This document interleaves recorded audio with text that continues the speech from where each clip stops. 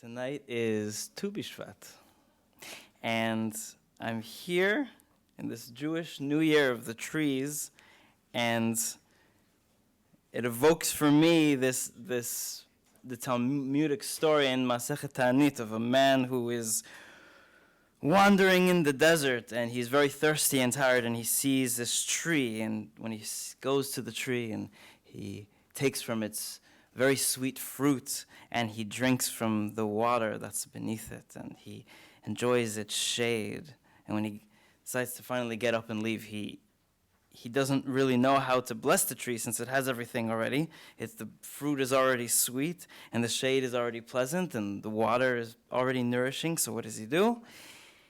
He can only bless that the saplings will be like the tree itself. I have seen, coming from the academic desert, how much ASF offers in supporting research and events on Sephardic history and culture, and I can only wish that those who are privileged to come through here will be as fruitful and warm as the place itself. So, now for tonight. I want to explore what it means for a Jewish poet to write her way back to Spain, to her ancestors. The problem here is that the story of Emma Lazarus has been reduced to a sonnet, or more accurately, just a few lines from that sonnet that we have over the past century and a half shaped into an American ethos. Give me your tired, your poor, your huddled masses yearning to breathe free, the wretched refuse of your teeming shore. Send these, the homeless, tempest-tossed to me. I lift my lamp beside the golden door. We are gripped by those aspirational lines. They remind us of a nation's imperative to embrace our strange immigrants as we would see ourselves. But these are lines that are so consuming and transcendent that we have forgotten the strong Sephardic woman who was responsible for them.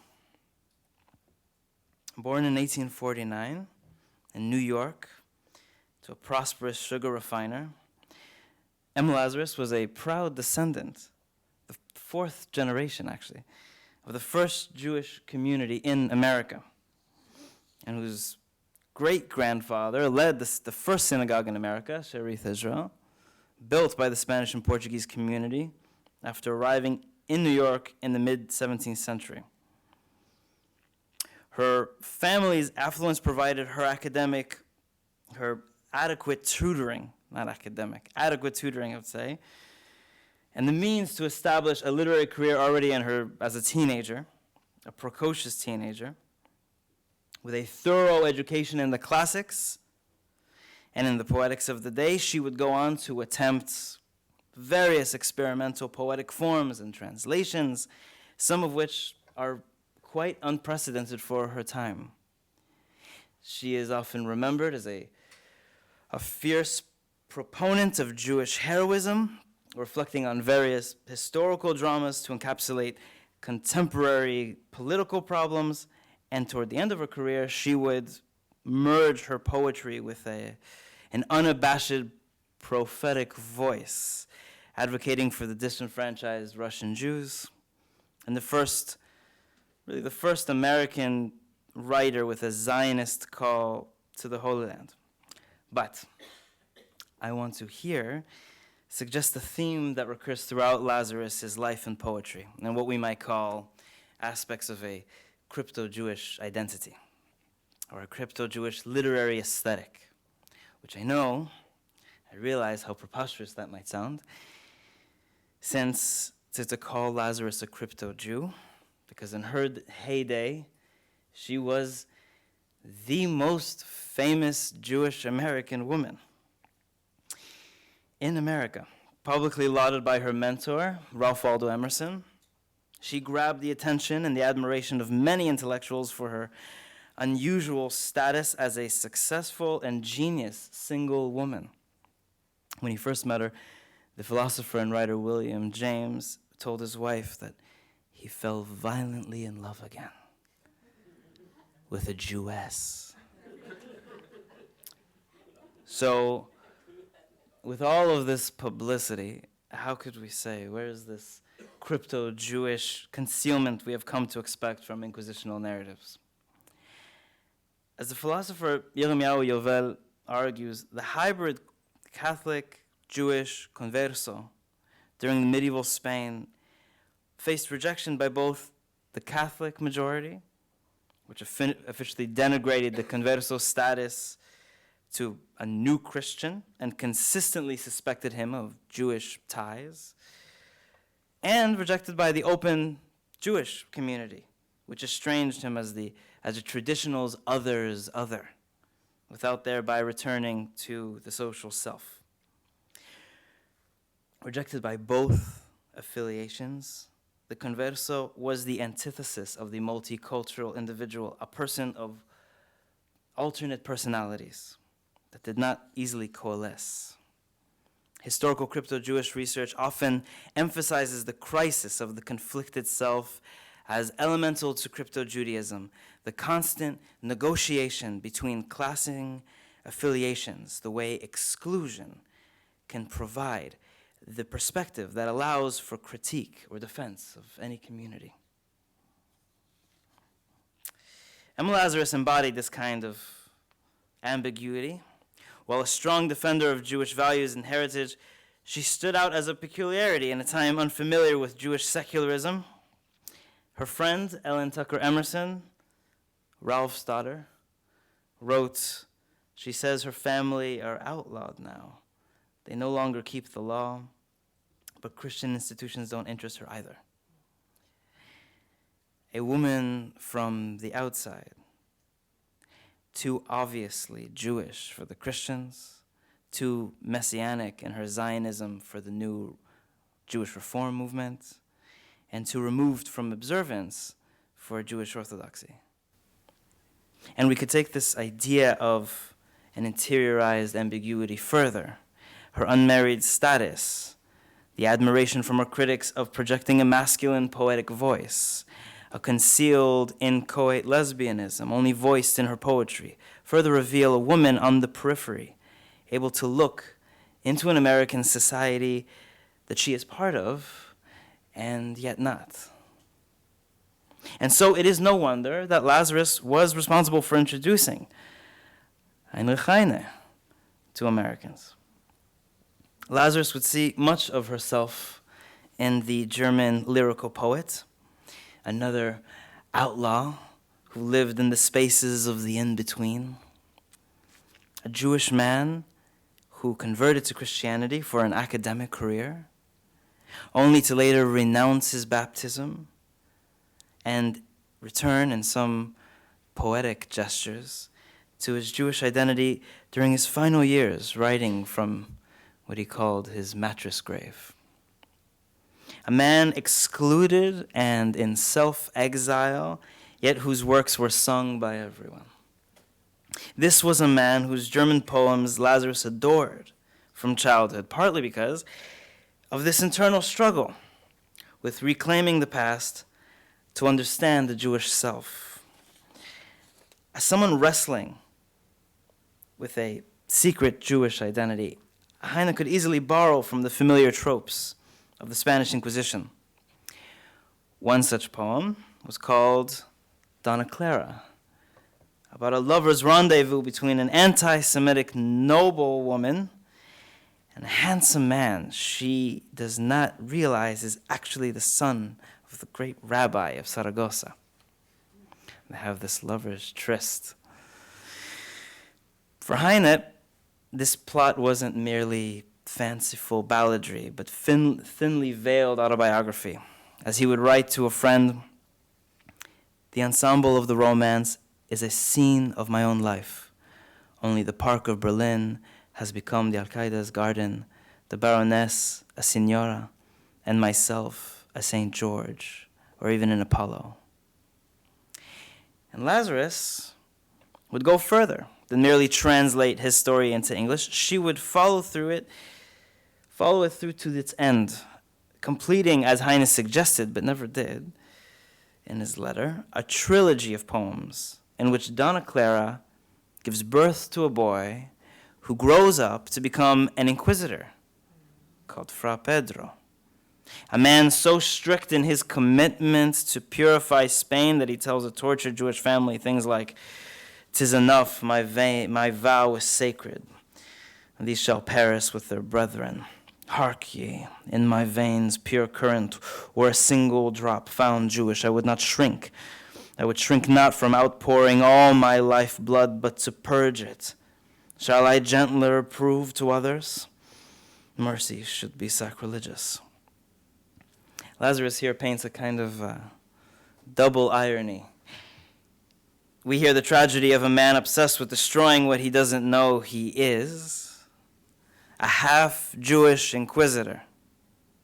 But also, in this exchange between Jewish family and inquisitor, just as in Donna Clara and her lover, there is an irony of voices manifest by a poet who brings them together onto the page, a poet who evinces duality throughout her life. She reads Spain by reading Heine, who sees in himself the product of a modern inquisition, not one of public burnings and torturous interrogations, but of the kind of social pressure that pulls apart the fabric, holding the unpopular, the unfashionable, the unmodern. And whatever Spain represents, there is a temporal and geographical disconnect for the poet, as she must travel to Germany, east, in order to get to Iberia. Another example of a fraught and fluid relationship with her Sephardic heritage concerns the translations of the great Hebrew poets of medieval Spain that she wrote in the 1870s and the 1880s. The Reform Rabbi Gustav Gottheil of New York City's Temple Emmanuel approached Lazarus to help translate some Andalusi religious poetry, joining other writers and translators in what was eventually titled Hymns and Anthems Adapted for Jewish Worship. The first book of Jewish hymns published in America.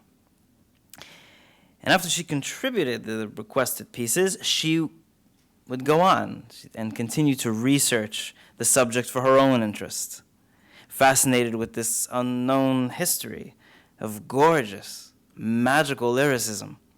She published translations of medieval Sephardic poems for the Jewish newspapers of the time, and they became part of a collection of pieces she published in 1882 under the rather brave title, Songs of a Semite, The Dance to Death, and Other Poems. The problem here, as Gottheil was well aware, was that Emma Lazarus didn't know Hebrew. But she did know German quite well, having published translations of German poets as early as a teenager. To get around this obstacle, Gottheil introduced her to the translations of other German Reform rabbis / scholars, we could also call Sephardophiles. Those like Michael Sachs and Abraham Geiger. And this is how she would access her forebears, a displacement of Sephardic translation through Ashkenazic scholarship.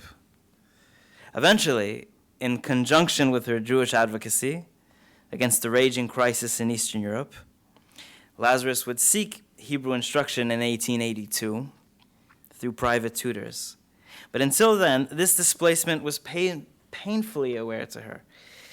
In reply to her friend Samuel Gray Ward, a friend who had no problem criticizing her for her poetry and her translations of the medieval poems, she wrote back saying, quote,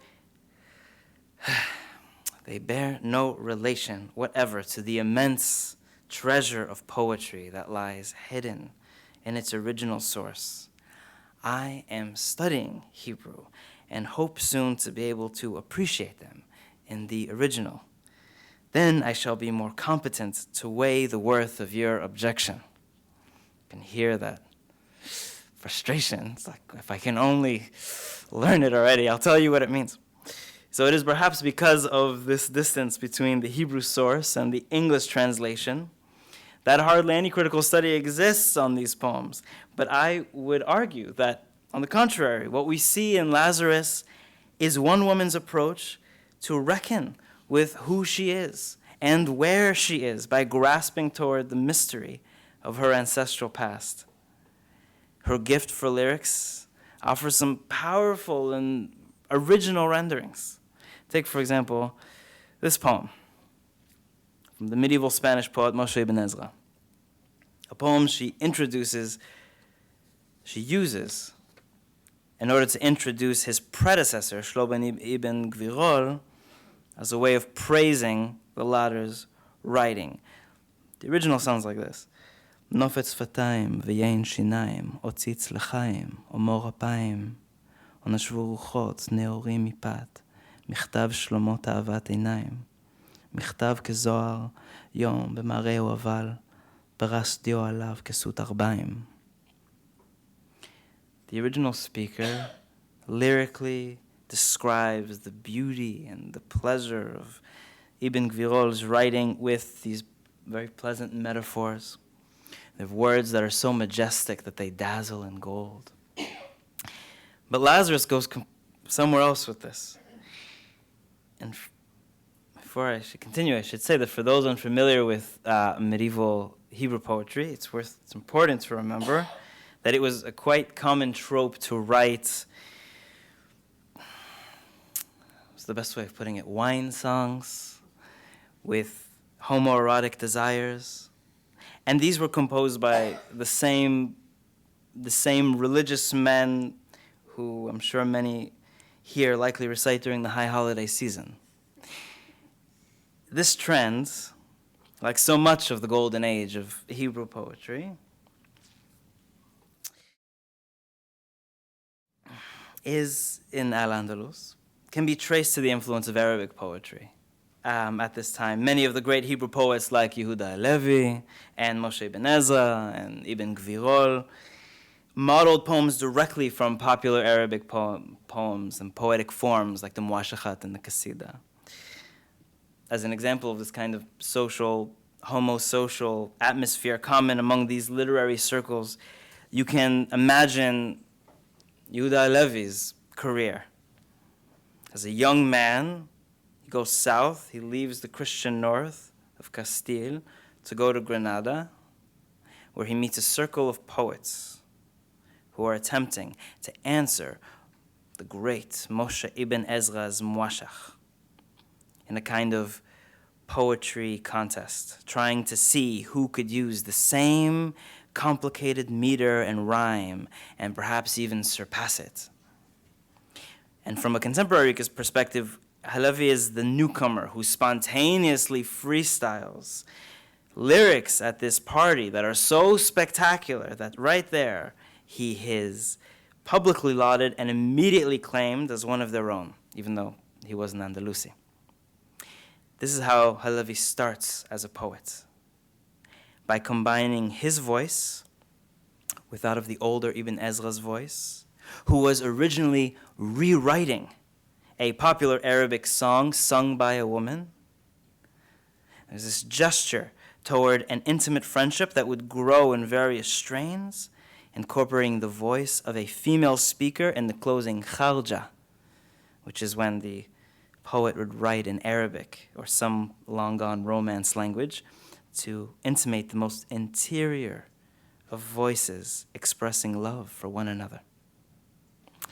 But anyway, as gorgeous as all of this is, this kind of secular poetry of longing and pleasure would not survive in Hebrew verse after the 12th century in Al-Andalus, after the rise of the Almohad Caliphate, and certainly disbanded after the Christian Reconquista. And jumping ahead, we can say that such lyrics would have been downright shocking to a largely unknowledgeable American audience of Lazarus's day. And it is not difficult to see how captivating they were to European Orientalists. So let's go back to Lazarus's translation of the Hebrew poem. This is what she produces. Am I sipping the honey of the lips? Am I drunk with the wine of a kiss? Have I culled the flowers of the cheek? Have I sucked the fresh fragrance of the breath? Nay, it is the song of Gabirol that has revived me, the perfume of his youthful springtime breeze. Now, any one of you who have been keeping up with the Hebrew, you might be wondering, what on earth is going on here? Because besides losing the musical rhyme of the original Hebrew that you heard,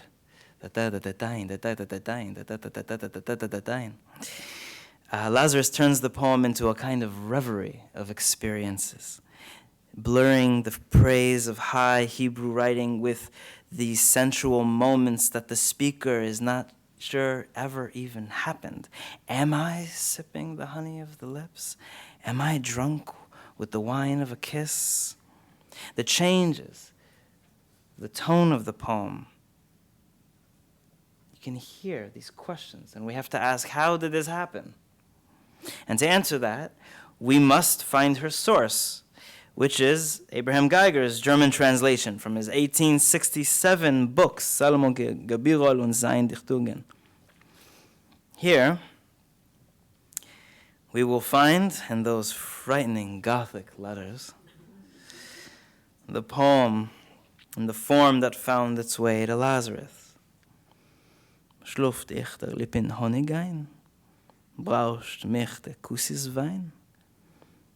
Hab Angenblut in ich geflucht, gesorgen nach dem frischen Duft. Mich hat Gabiros Liebe quitt, sein Ausbach junger Frühlingsluft. Geiger has turned the lyrics to an answer and response by inserting the tone with questions. He also replaces the subject of Ibn Ezra's poem by naming Ibn Gvirol, a very specific person, because for all we know, the speaker in the original Hebrew was just in love with the writer of some guy named Shlomo. And what does Lazarus bring to the table when we compare the German to the English? She does keep the structure in the format of Geiger's questions, but you'll notice that unlike the German, she declares an answer to these reverie questions. She says, nay, the speaker says. Nay, it is the song of Gabirol. And we can say they suggest a repression of longing, one that would translate for Lazarus not only as a Sephardic American rewriting a Spain she has never seen, but as a poet with her own crypto identity. Years after Lazarus's death from cancer in 1887, scholars discovered in her own mattress grave manuscript a poem, perhaps the most moving in the entire Lazarus canon, called Assurance. And it is clear why her sisters, who would not include this in the posthumous anthology of Lazarus's work that they edited. But while its discovery and implications on the personality of the poet have been discussed in psychoanalytic and feminist readings, scholars have yet to notice how its construction borrows from the well of this Ibn Ezra poem that she rewrote, using the same series of intensifying questions that lead to a climax of awakening. I am quite indebted to the American Jewish Historical Society, who owns the manuscript here, and who kindly and expeditiously provided that page for us today. Here is that secret poem. And it reads, Last night I slept, and when I woke, her kiss still floated on my lips.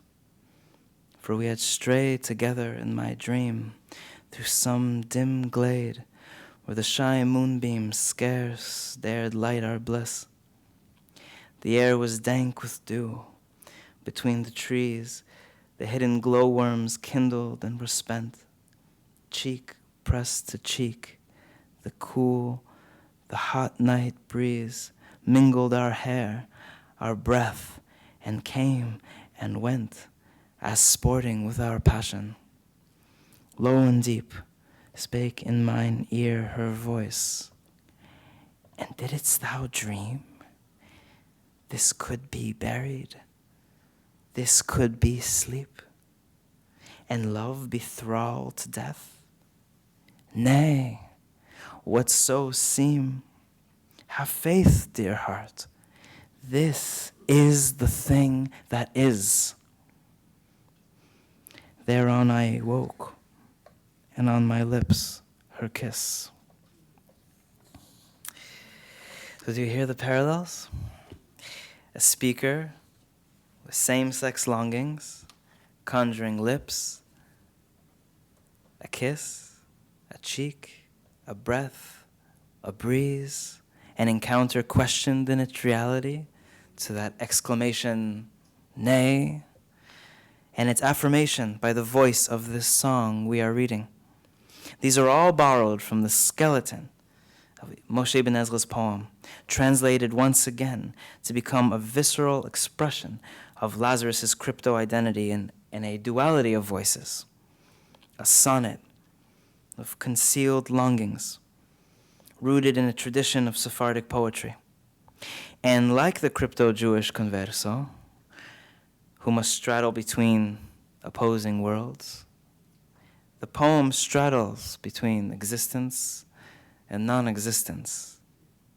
Never published in her lifetime, this is a poem Lazarus, approaching death, deliberately chose to include in her manuscript of poems that she passed on, neatly organized and ready for posthumous publication. It is also the only poem from that manuscript without a date of composition. So we don't know where Lazarus was when she wrote it, nor who may she have been addressing. Instead, the poem floats in this timeless space, stretching as far back as medieval Al-Andalus, until we, her devoted readers, will finally read it. There are other examples of Lazarus's writing of medieval Spain, such as the long poem titled Epistle. This is another instance of having to rely on Ashkenazic scholars to access her Sephardic heritage. As she states in the poem's preface, I have done little more than elaborate and versify the account given in Grätz's History of the Jews. Namely, in his 8th volume, she reads about Paulus de Santa Maria, formerly known as Shlomo Halevi of Burgos, a Jewish scholar who converted, along with many others, in his hometown during the riots and massacres against Jews in 1391. As Grätz describes it, Paulus, his drive to rise in status made him one of the bitterest enemies of the Jews prior to the Inquisition, specifically for his anti-Jewish campaign. And while his family renounced him, a former student of his, Yoshua Yosef ibn Vives from Lorca, would pen a letter trying to make sense of how someone he loved and respected so much would abandon his people so viciously. And so he asks his teacher to explain his reasons for believing in this new religion in whose name has only produced such war and dissension. Lazarus, fascinated with the idea of Jewish intolerance, writes 34 stanzas, an autovarima that imagines the impassioned, confused, and sarcastic letter from the 15th century. We have here the tension of belonging and not belonging to the Jewish people, projected in the most intimate of terms. Look at how she imagines Ibn Vivis's sense of betrayal towards the beginning of the letter, as he recalls the days when the two men would walk back from the synagogue that Paulus used to teach in. Ibn Vivis would say, "We kissed the sacred border of thy gown. Brow aureoled with thy blessing, we went forth through the hushed byways of the twilight town. Then in all life but one thing seemed of worth, to seek, find, love the truth. She set her crown upon thy head, our master at thy birth. She bade thy lips drop honey, fired thine eyes with the unclouded glow of sun-steeped skies." The most startling image apparently borrows from the language of the biblical Song of Songs. "Nofet titofna siftotayich kala dvash v'chalav tachel leshonech v'reach shel motayich kireach levanon." Thy lips, O my bride, drip honey. Honey and milk are under thy tongue, and the fragrance of thy garments is like the smell of Lebanon. Lazarus borrows from the midrashic metaphor of songs, the kind that renders such erotic poetry to mean words from rabbinic sages who produce the sweetness of the Torah in their innovative insights. But I think it doesn't take much effort to see the coded language of a scorned lover here. The beloved has replaced him for another man. A man, Lazarus' speaker startlingly declares by the end of the letter, who is no more a god than a decayed worm amidst other worms. Intense, huh? And here is a betrayal that, as in the way of lovers, is done by the lips.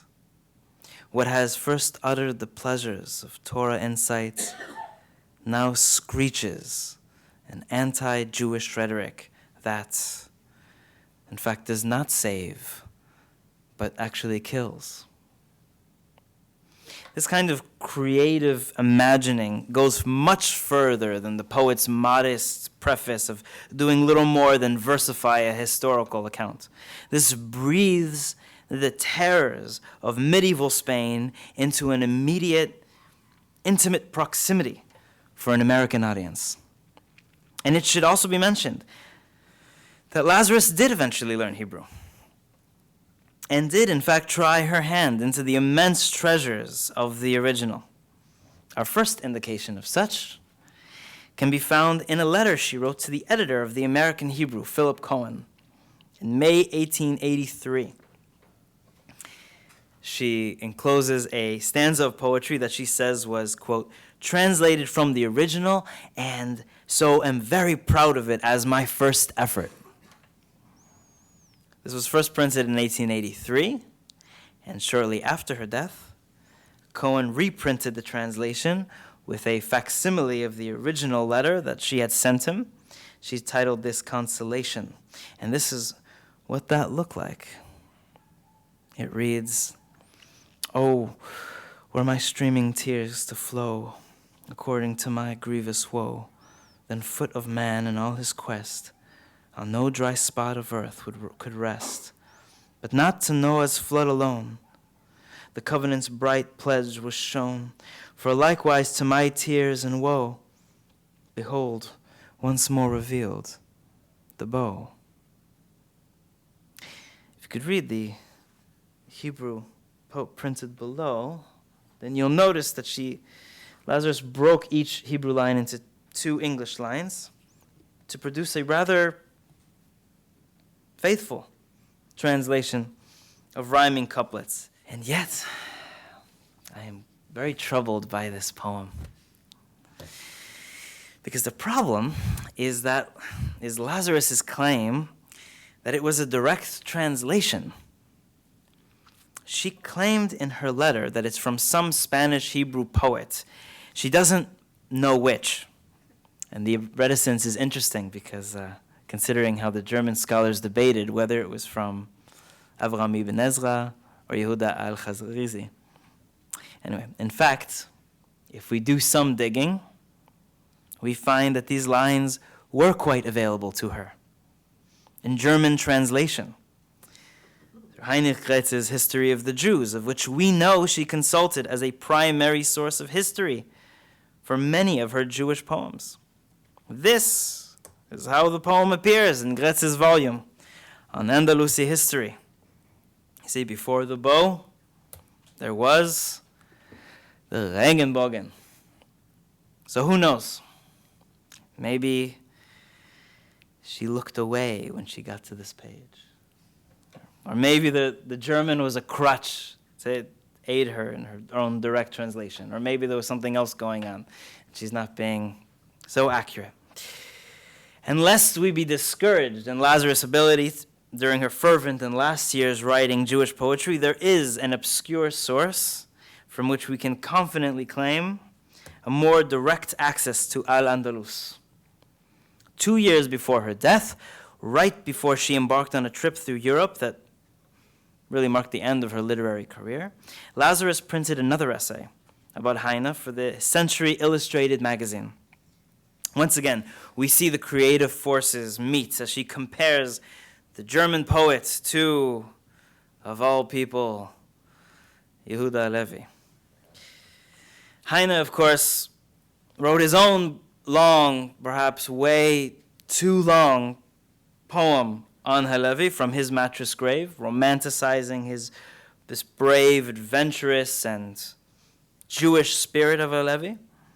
And even though it is hard for us, for me, to see the comparison, considering just how divergent their personal histories were and their influences and the basic styles and forms of the poetry were, Lazarus asks the reader to look at Halevi's medieval poems and see just how Heine-ish it appears.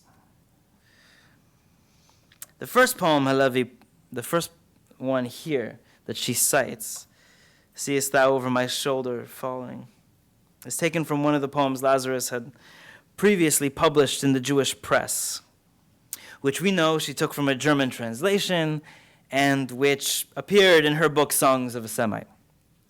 But then we get this little mysterious gem where she writes, in the following stanza, translated from the Hebrew of Halevi, we have even a flash of the Heine wit. He kissed me on the eyes. The day I crowned his rapture at my feet, he saw his image in mine eyeballs shine. He kissed me on the eyes. Ah, what deceit. He kissed his picture, not these eyes of mine. What is this poem? That has eluded Lazarus's attention until now. In his definitive collection of her writings, the editor, Gregory Iselin, says that nobody knows.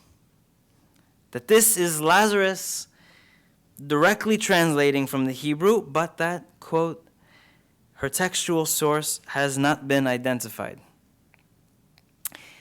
Now, this was a little harder to find, but in researching this subject, I have found what befits the narrative of our poet's return to medieval Spain. It should not surprise anyone by now that these Hebrew lines were made available because of, oh yes, another German. Heinrich Gretz, once again, whose History of the Jews, we said, Lazarus quoted all the time for her essays and poems. Except in this case, Lazarus is not handling the German language. In 1862, he published a collection of medieval Jewish poetry in Hebrew, only in Hebrew, called Leket Shoshanim.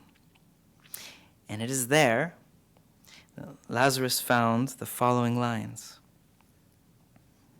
Yom she'ashatihu alei virkai, וירא תמונתו באישוני, נשק שתי עיניי, מתעתע את תארו נשק ולא עיניי. And looking at this, we can see that Lazarus evinces a capability at some pretty challenging Hebrew lyrics. I don't particularly like her choice of the word rapture with its Christian-y millenarian evocations, but fine, it's pretty good. And what Lazarus did not, though, she did not know, however, nor did Heinrich Gretz, was that these beautiful lines are not actually Halevi's invention.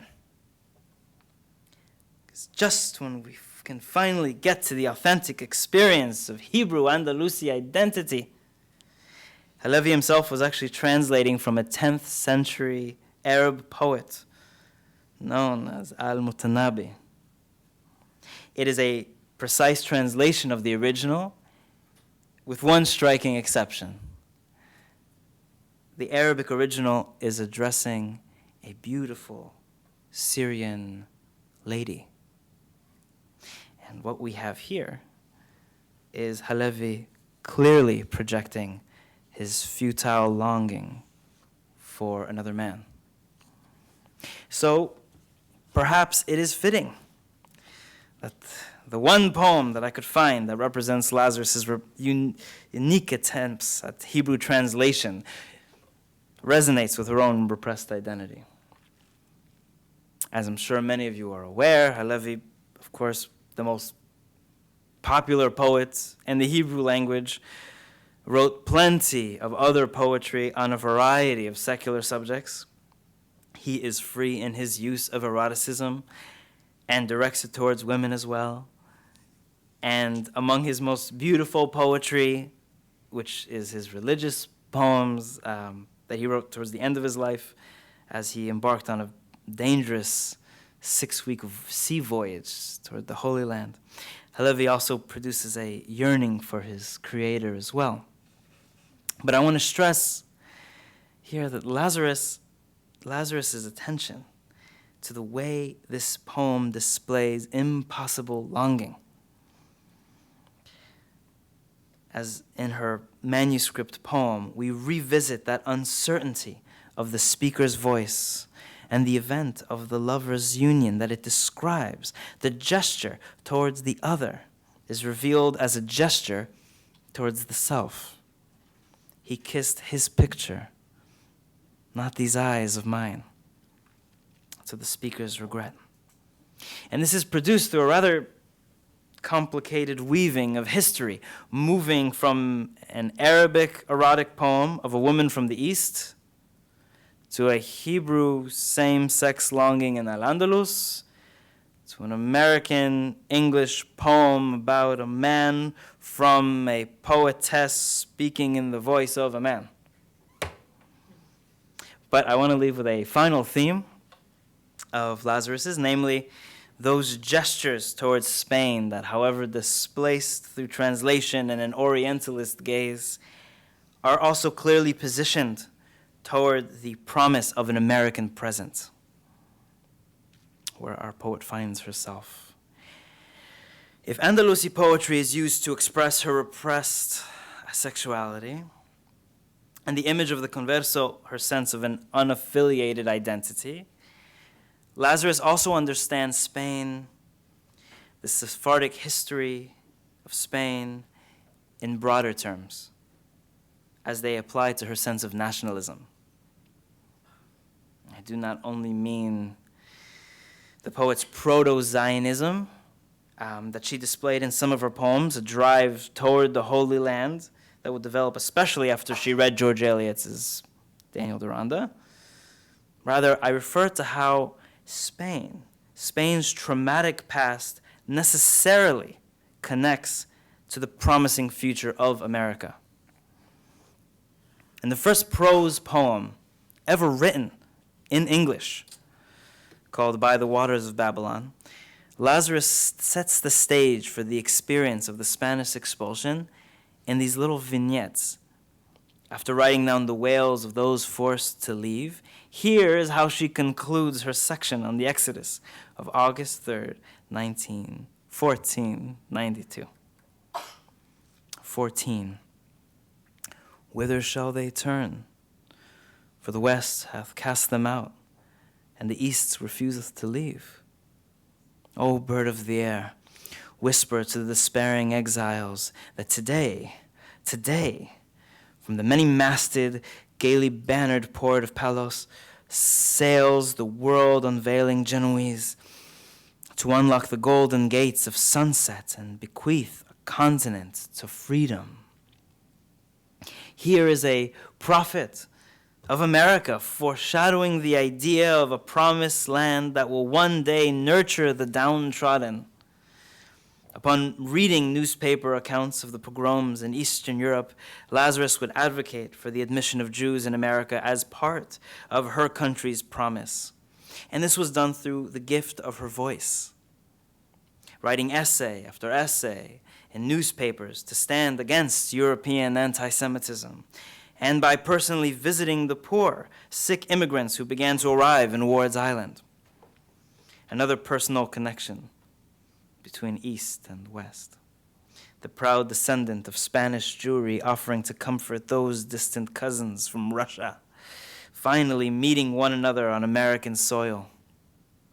And most famously, of course, she would use her voice to produce the new Colossus, written for a fundraising event to pay for a pedestal that would hold the majestic Lady Liberty. Although she declined the opportunity to write a poem for the occasion at first, it was only after the American writer Constance Cary Harrison told her to, quote, think of that goddess standing on her pedestal down yonder in the bay and holding her torch out to those Russian refugees of yours you are so fond of visiting, that she resolved to compose something that bespoke the virtue of her home.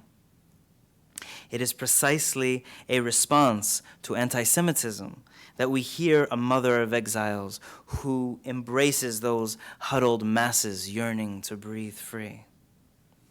The words have since transcended their historical context to become emblematic of the opportunity America promised to all, regardless of background. If we are to understand Lazarus's passion for embracing the stranger, I think we should consider how her understanding of Jewish history, namely that of the Spanish Inquisition and the expulsion, deeply influenced her calling.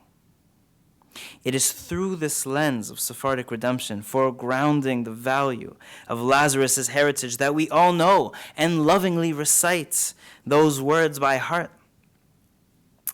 And actually, Lazarus paired the new Colossus with another poem she wrote right after, one that made the connection between expulsion and the opportunity of America explicit. A poem even finer, dare I say it, than its familiar predecessor, as she titled 1492. Thou two-faced year, mother of change and fate, didst weep when Spain cast forth with flaming sword the children of the prophets of the Lord, prince, priest, and people, spurned by zealot hate, hounded from sea to sea, from state to state, the West refused them, and the East abhorred. No anchorage the known world could afford. Close-locked was every port, barred every gate. Then smiling, thou unveilest, O two-faced year, a virgin world whose doors of sunset part, saying, Ho, all who weary, enter here. There falls each ancient barrier that the art of race or creed or rank devised to rear grim, bulwarked hatred between heart and heart. Instead of a statue, a symbol, it is the very land of the Americas, calling specifically to those Jews who must make a new home. I can only pray that we heed the words of America's prophetess all these years later. to learn from the tragedy of Spanish intolerance and let fall the barriers meant to divide us in the crudest of terms. We still possess, as Lazarus reminds us, that lamp beside the golden door. She still speaks to us today, just as those Hebrew poets from Al-Andalus spoke to her through hundreds of years of displacement. The words are in front of us. We need only read them and turn them and turn them to make them new again. And so then we will say, this is the thing that is. Thank you very much.